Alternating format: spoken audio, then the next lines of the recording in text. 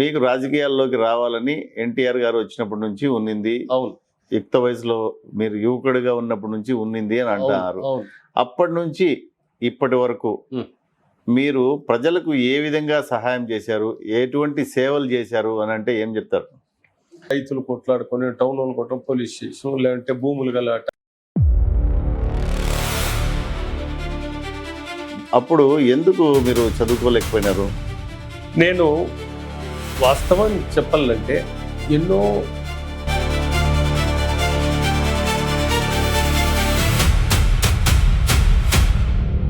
Indian ఆర్మీలో కూడా వెళ్ళిన వెంటనే అక్కడ డిసిప్లిన్ అది తట్టుకోలేక ఇమ్మీడియట్ గా వచ్చేసినారు అని అంటారు. అది ఎప్పుడు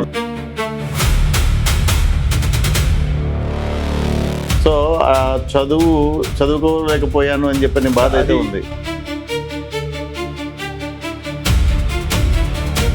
పట్టుగూళ్ళ వ్యాపారము కలిసి చేసే వాళ్ళని అప్పుడు రేట్లు మీరే ఫిక్స్ చేసి ఆ రేట్లకు తీసుకోకపోతే వాళ్ళ మీద దాడులు చేసేవాళ్ళని అని అంటే దాని మీద సమాధానం. పట్టుగూళ్ళ వ్యాపారం అనేది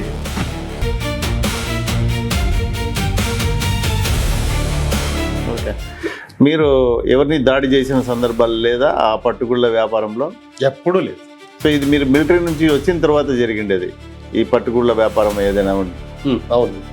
ఓకే, మీరు ఎవరి మీద ఎప్పుడు దాడి చేయకుండా ఉంటే మీ మీద రౌడీ షీటర్ ఎందుకు ఓపెన్ చేశారు? రౌడీ షీటర్ అంటే 1900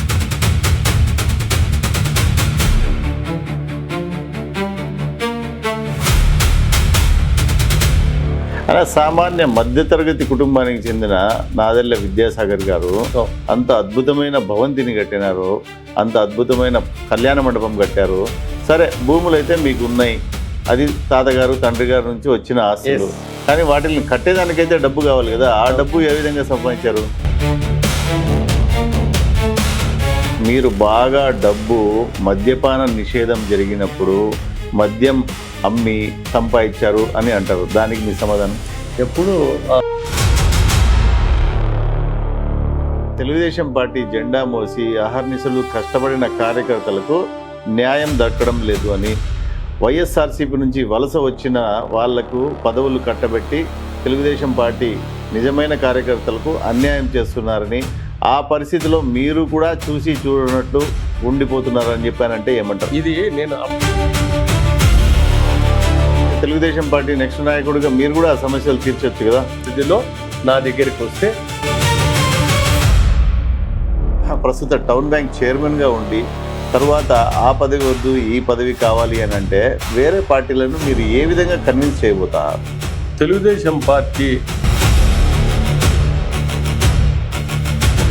సో 15 సంవత్సరాల నుంచి నేనే ఉన్నాను, ఈ బ్యాంకు నాదే, ఈ బ్యాంకులో ఉన్న అమౌంట్ల మీద కూడా నాకు హక్కు ఉంది అనే ఉద్దేశంతో మీరు మీ వ్యక్తిగత అవసరాల కోసము ఈ టౌన్ బ్యాంకు 100 సంవత్సరాల ఫంక్షన్ని ధూమ్ధామ్గా జరిపించారు అని, తర్వాత బ్యాంకులో ఉద్యోగాలను రిక్రూట్మెంట్ చేసే విధానంలో డబ్బులు తీసుకొని లంచంగా ఉద్యోగాలు ఇచ్చారు అని అభియోగం. 100 సంవత్సరాలు ఒక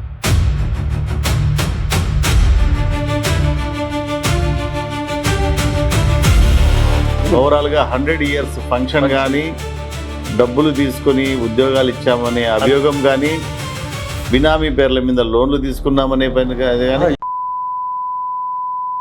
బినామీ పేర్లను బట్టి మీరు బ్యాంకు నుంచి లోన్లు తీసుకున్నారు అనేది కూడా మీ మీద అభియోగం.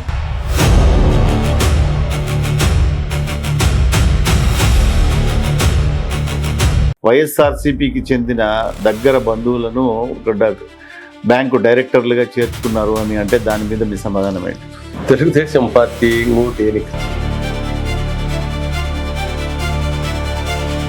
మీకు కార్యకర్తల మీద అంత ప్రేమ అభిమానం ఉంటే ఓకే, ఆమెను మనం లైన్లోకి తీసుకున్నందుకు మీరు ఏ విధంగా భరోసా కల్పిస్తారో మనం మాట్లాడదాం. అమ్మా నమస్తే, చెప్పండి అమ్మా.